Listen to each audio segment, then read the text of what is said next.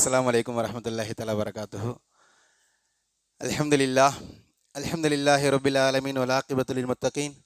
அஸ்ஸலாத்து வஸ்ஸலாமு அலா நபியில் முர்சலீன் வ ஆலிஹி வ அஸ்ஹாபிஹி அஜ்மஈன். அம்மா பஅத். ஃபகத் கால அல்லாஹு தஆலா ஃபில் குர்ஆனில் கரீம் வல் ஃபுர்கானில் மஜீத். பஅத அஊது பில்லாஹி மினஷ் ஷைத்தானிர் ரஜீம். பிஃபத்லி பிஸ்மில்லாஹிர் ரஹ்மானிர் ரஹீம். قالت ربي أنى يكون لي ولد ولم يمسسني بشر ولم قال كذلك الله يخلق ما يشاء فإذا قضى أمرا فإنما يقول له كن فيكون وقال أيضا قال كذلك هو علي هين. صدق الله العلي العليم. அளவற்ற அருளாளன் நிகரற்ற அன்புடையன் அல்லாஹ்விற்கு எல்லா புகழும் நம் இறுதியும் மேலான நமது தலைவர் ஹதரத் ரசூலுல்லாஹி ஸல்லல்லாஹு அலைஹி வஸல்லம் அவர்கள் மீதும் அவர்களை பின்பற்றிய சத்திய சஹாபாக்கள் நாதாக்கள் ஷஹதாக்கள் முழு உலக முஸ்லிமான ஆண்கள் பெண்கள் அனைவரின் மீதும் ரப்புல் ஆலமீன் அல்லாஹு தஆலாவுடைய சாந்தியும் சமாதானமும் என்றும் என்றென்றும் நின்று நிலவட்டுமாக. ஆமீன். வல்ல இறைவன் நம்முடைய தராவிகளை கபூல் செய்வானாக, நம்முடைய நோன்புகளை நம்முடைய தான தர்மங்களை கபூல் செய்வானாக. அன்பான சகோதர பெருமக்களே, அல்லாஹுடைய கிருபையின் பொருட்டால் தராவிஹ் தொழுகைக்கு பிறகு அல் குர்ஆனும் அறிவியலும் என்ற தலைப்பின் கீழே ஒவ்வொரு நாளும் இன்றைக்கு நவீன விஞ்ஞானம் நவீன அறிவியல் எதை புதிய கண்டுபிடிப்புகள் என்று பேசுகிறதோ இது எல்லாவற்றையுமே 1400 ஆண்டுகளுக்கு முன்பாக குர்ஆன் பேசிய பழைய செய்திகள், குர்ஆன் பேசிய பழைய செய்திகளைத்தான் இன்றைக்கு நவீன அறிவியல் புதிதாக கண்டுபிடிக்கிறது என்ற கோணத்தில் நாம் பார்த்து வருகிறோம். நேற்றைய தினம் மனிதன் வாழ்வதற்கு தகுதியான இடம் பூமி மட்டும்தான் என்பது சம்பந்தமான சில அறிவியல் சான்றுகளை பார்த்தோம். அதை தொடர்ந்து இன்றைக்கு குளோனிங் சம்பந்தமான சில தகவல். அருமையான சகோதர பெருமக்களே, குளோனிங் என்றால் நகல் எடுக்கிறது. நம்முடைய பாஷையில் சொல்லலாம் ஜெராக்ஸ் எடுக்கிறதுன்னு சொல்லுவோம். ஒரு பொருள் மாதிரி இன்னொரு பொருளை ஜெராக்ஸ் எடுக்கிறதுக்கு பேர் குளோனிங். குர்ஆனில் அல்லாஹு தஆலா மனிதர்களை ஜெராக்ஸ் எடுத்திருக்கிறான். ஹஜ்ரத் ஈசா அலைஹிஸ்ஸலாத்து வஸ்ஸலாம் அவர்கள் சம்பந்தமாக அல்லாஹு தஆலா பேசுகிறான். உங்களுக்கு வரலாறு தெரியும். ஜிப்ரையில் ஹஜ்ரத் மரியம் அலைஹிஸ்ஸலாத்து வஸ்ஸலாம் அவங்களிடத்தில் பேசுகிறாங்க, உங்களுக்கு ஒரு குழந்தை பிறக்க போகுதுன்ட்டு. மரியம் அலைஹிஸ்ஸலாம் திரும்ப கேட்டாங்க, காலத்து ரப்பி அன்னா யக்கூனு லி வலது, எனக்கு எப்படி குழந்தை பிறக்கும்? வலம் யம்சஸ்னி பஷர், என்னை எந்த ஆணும் தொடலை. என்னை ஏதாவது ஆண் சேர்ந்து நான் என்னுடைய கணவனோடு ஒரு ஆணோடு சேர்ந்து அதன் மூலமாக தான் குழந்தை பிறக்க முடியும். நான் கன்னி பெண்ணாக இருக்கிறேன், இது வரைக்கும் எனக்கு திருமணமும் ஆகலை, நான் எந்த ஆணோடும் சேரலை, எனக்கு எப்படி குழந்தை பிறக்கும் என்பதாக கேள்வி கேட்கிறாங்க. இப்போ இது நியாயமான கேள்விதான். உதாரணமாக இன்னைக்கு ஒரு பெண்ணு திருமணம் ஆகலை, குழந்தை பெற்றுட்டா நம்ம என்ன சொல்வோம்? ஏதோ தவறு செஞ்சுட்டான்னு சொல்லுவோம். ஏன்னா ஆணுடைய விந்தணு இல்லாமல் ஒரு பெண்ணுக்கு குழந்தை பிறக்காது. ஒரு ஆணுடைய விந்தணுவும் பெண்ணுடைய கருமுட்டையில் இருக்கக்கூடிய உயிரணுவும் சேர்ந்தாதான் குழந்தை தங்கும். இதுதான் இயற்கையுடைய நியதி. இப்போ இந்த கேள்விக்கு அல்லாஹ் பதில் சொல்கிறான், கால கதாலிக், அது அப்படிதான். அல்லாஹ் யஹ்லுகு மா யஷா, அவன் நாடினால் எப்படியும் பிறக்க வைக்க முடியும். அவனுக்கெல்லாம் விதி தேவையில்லை, நமக்கு தான் விதி, நமக்கு தான் நியதி. அவனுக்கு ஆணுக்கு விந்தணு இருக்கணும், பெண்ணுக்கு கருமுட்டை இருக்கணும், கருப்பப்பை இருக்கணும், விந்தணுல இவ்வளவு கவுண்டிங் இருக்கணும். இன்னைக்கு பார்க்கும் இல்லையா, நிறைய ஆண்களுக்கு குழந்தை பிறக்க மாட்டேங்குது, எல்லாம் உடல் உறவு கொள்றாங்க, விந்தெல்லாம் வெளியாகுது. ஆனால் என்ன பிரச்சனைன்னு சொன்னால் அதில் கவுண்டிங் இல்லை. இவ்வளவு கவுண்டிங் இருக்கணும், இத்தனை கவுண்டிங் இருந்தால் தான் குழந்தை தங்கும். இப்போ அல்லாஹுக்கு இந்த நியதியெல்லாம் கிடையாது. ஆண் இருக்கணும், விந்தணு இருக்கணும், விந்தணுல இவ்வளோ கவுண்டிங் இருக்கணும், பெண்ணுக்கு கருப்பப்பை இருக்கணும், கருமுட்டை இருக்கணும், கருமுட்டையில் இவ்வளோ சத்து இருக்கணும். இது எந்த தேவையும் அல்லாஹுக்கு கிடையாது. யஹ்லுகு மா யஷா, அவன் எப்படி நினைச்சாலும் படைக்க முடியும். அல்லாஹு தஆலா கிறிஸ்தவர்களுக்கு ஒரு பதில் சொல்வான் ஆல இம்ரான் என்ற சூராவில். அதாவது ஈசா அலைஹிஸ்ஸலாத்து வஸ்ஸலாம் அவர்களை இறை தூதர்னு, இறைவனுடைய மகன்னு சொல்றாங்க. அதுக்கு அவன் என்ன காரணம் சொல்றா தெரியுமா? தந்தை இல்லாம பிறந்திருக்கிறார் ஹஜ்ரத் ஈசா, அது தந்தை அல்லாஹ் தான். அல்லாஹு தஆலா தன்னுடைய மகனாக ஈசாவை தேர்ந்தெடுத்துக்கிட்டாரு, அதனால ஈசா இறைவனுடைய குமாரர், தேவகுமாரன்னு சொல்றான். அல்லாஹ் அவருக்கு பதில் சொல்றான் கிறிஸ்தவர்களுக்கு, இன்ன மசல ஈசா இந்தல்லாஹி கமசல் ஆதம். அப்பா ஈசாங்கிறது ஒண்ணுமே இல்லப்பா. ஆதம நினைச்சு பாரு, நீங்க ஈசாவை ஏன் தேவகுமாரன்னு சொல்ற? ஈசா தந்தை இல்லாம பிறந்தாரு அதனால தேவகுமாரன்னு சொல்றியா? நீ ஆதம பாரு, அங்க தந்தையும் இல்லை தாயும் இல்லை. இங்க ஈசாவுக்காவது மரியம்னு ஒரு அம்மா இருக்கிறாங்க, மரியமுக்கு கர்ப்பப்பை இருந்துச்சு, அதன் மூலமா பிரசவத்தின் மூலமாக குழந்தை பிறந்தார். ஆதம் எப்படி பிறந்தார்? இன்ன மசல ஈசா இந்தல்லாஹி கமஸ்லி ஆதம் ஹலகஹு மின் துராப், வெறும் மண்ணை கொண்டு படைச்சான் அல்லாஹ். களிமண்ணை உருட்டி அதன் மூலமாக எந்திரின்னா ஆதம் எழுந்து வந்தார். எதற்கு சொல்றேன்னு சொன்னா, அல்லாஹ் நினைச்சா எப்படியும் படைக்க முடியும். சரி, இப்போ இங்கே வந்துடுவோம். இப்போ இந்த இடத்துல அல்லாஹு தஆலா ஹஜ்ரத் மரியம் அலைஹிஸ்ஸலாத்து வஸ்ஸலாம் அவர்களுக்கு சொல்லும் பொழுது இப்படி ஒரு பதில் சொல்றான். அதுதான் இன்னைக்கு தலைப்பு. கால கதாலிக், அது அப்படித்தான்பா, எந்த ஆணும் தொடரும்னு கட்டாயம் இல்லை. ஹுவ அலைய ஹையின், இது எனக்கு ரொம்ப லேசு. அல்லாஹ் சொல்கின்ற வார்த்தை. இதெல்லாம் எனக்கு ஒரு விஷயமே கிடையாது, எனக்கு ரொம்ப இலகு, ஆண் இல்லாமல் என்னால் குழந்தையை பிறக்க வைக்க முடியும் என்பதாக அல்லாஹ் தஆலா பதில் அளிக்கிறான். இப்போ இதில் தஃப்சீரில் சொல்லும் பொழுது அல்லாஹ் இந்த இடத்துல எனக்கு ரொம்ப லேசுன்னு தான் சொன்னானே தவிர என்னால் மட்டும்தான் முடியும் உங்களால் முடியாதுன்னு சொல்லலை. ரெண்டு பதிலுக்கு வித்தியாசம் இருக்குது. எனக்கு லேசுங்கிறது ஒரு பதில் வேற, என்னால் மட்டும்தான் முடியும் என்பது வேலை. என்னால் மட்டும்தான் முடியும்னு சொன்னால் மனிதர்களால் உங்களால் முடியாது என்று பொருள். ஆனால் அல்லாஹ் இங்கே அப்படி சொல்லலை, எனக்கு ரொம்ப லேசு. அப்போ என்ன சொல்ல வரான், உங்களாலேயும் முடியும், நீங்களும் முயற்சி செய்தால் என் அளவுக்கு முடியலனாலும் கொஞ்சம் சிரமப்பட்டு கஷ்டப்பட்டு உங்களாலேயும் கொண்டு வர முடியும் என்பதாக இந்த வார்த்தைக்கு விளக்கம் அளிக்கிறார்கள். பொதுவாக இதை நம்ம ஒரு அதிசயம்னு சொல்லுவோம். தந்தை இல்லாமல் ஹசரத் ஈசா பிறந்தார், அதிசயம்னு.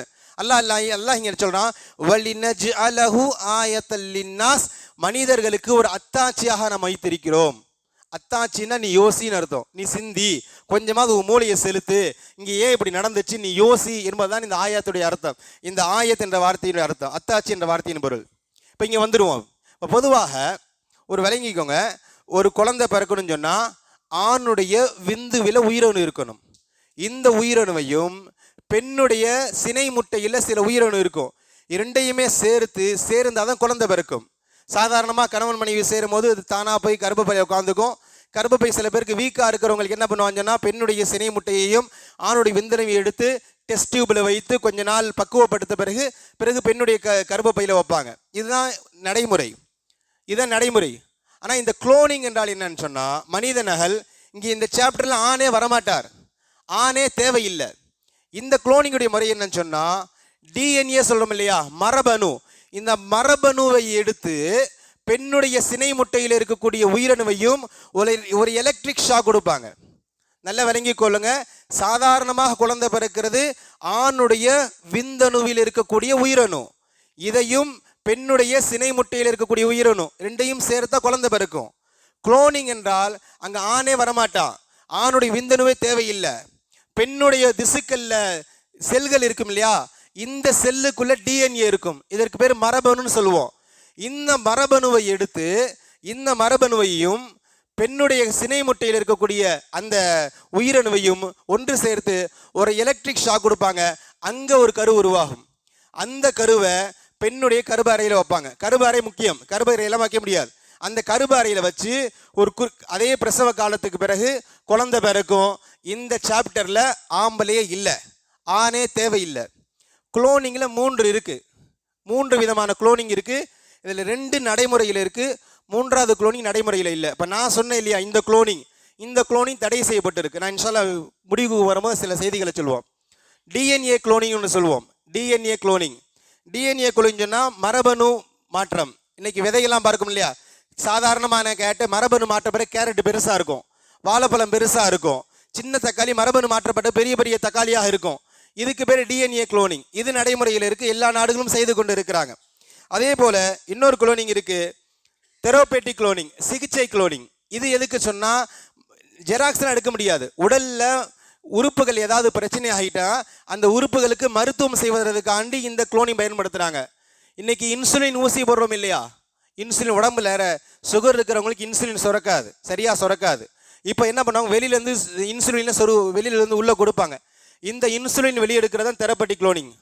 3வது ரீப்ராடக்ட் குளோனிங், புதிதாக ஒருத்தர் மாதிரி அச்சஸ்லாம் இன்னொருத்தர் எடுக்கிறது. இப்போ என்ன மாதிரியே ஒருத்தர் வெளியே கொண்டு வர, நான் இருக்கிற மாதிரி என்ன மாதிரியே என்னுடைய உயரம் என்னுடைய அழகு என்ன மாதிரியே ஒருத்தர் கொண்டு வர்றதுக்கு ரீப்ராடக்ட் குளோனிங் சொல்லுவாங்க. இந்த குளோனிங் உலகத்தில் தடை செய்யப்பட்டுள்ளது. இந்த குளோனிங் தான் ஹசரத் ஈசா அலைஹிஸ்ஸலாத்து வஸலாம் நடந்திருக்கு.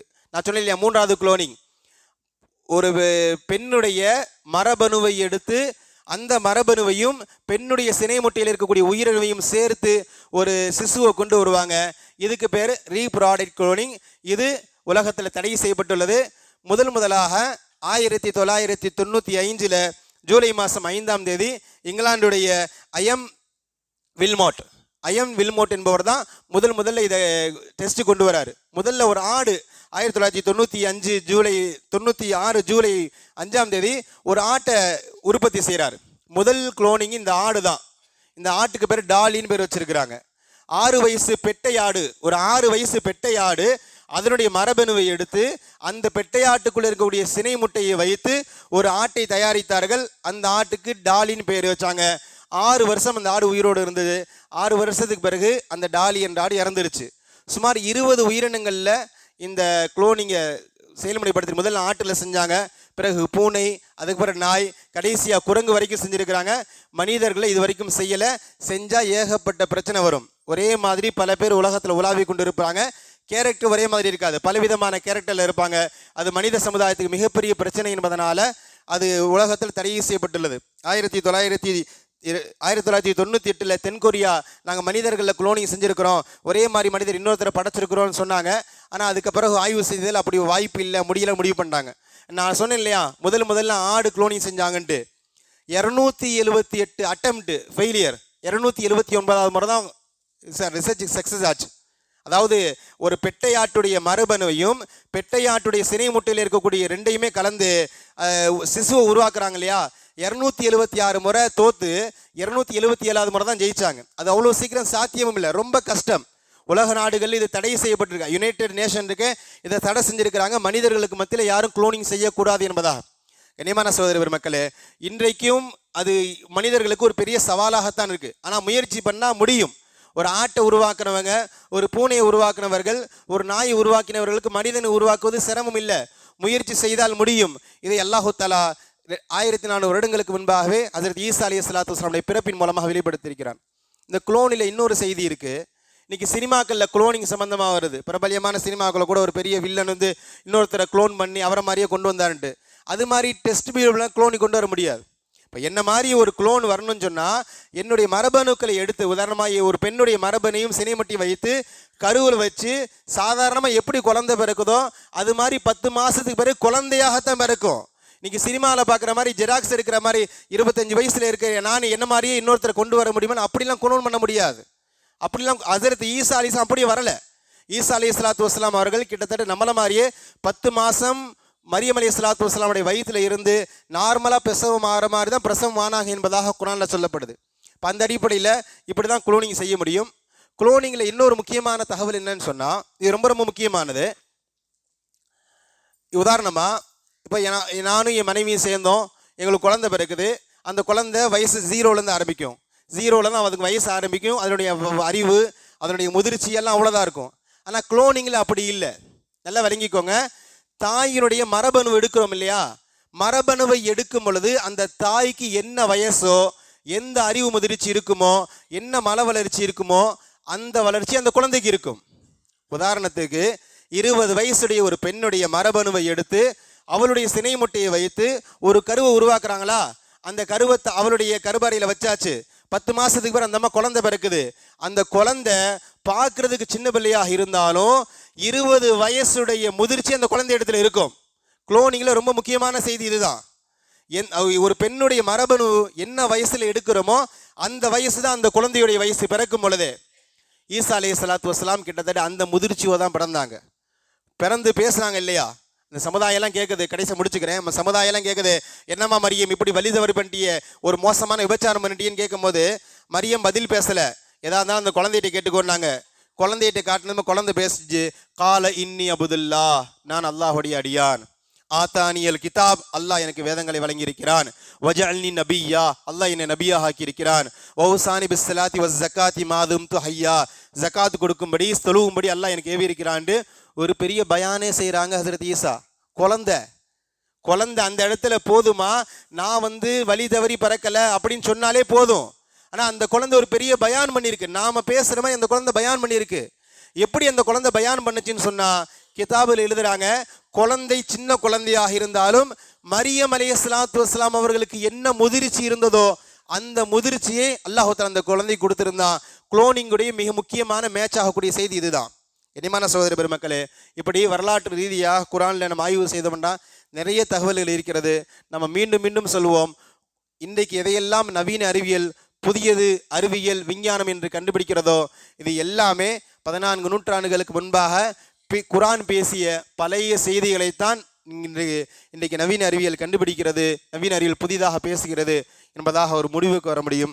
அல்லாஹுடைய ரசூலும் இந்த குர்ஆனையும் குர்ஆன் அடிப்படையில் நம்முடைய வாழ்க்கை அமைத்துக் கொள்வதற்குமான நல்ல தௌஃபீக்கை வல்ல இறைவன் நம் அனைவருக்கும் தந்து நல்லொரு புரிவானாக. வாஹிர தஅவானா அல்ஹம்துலில்லாஹி ரப்பில் ஆலமீன். அஸ்ஸலாமு அலைக்கும் வரஹ்மத்துல்லாஹி வபரகாத்துஹு.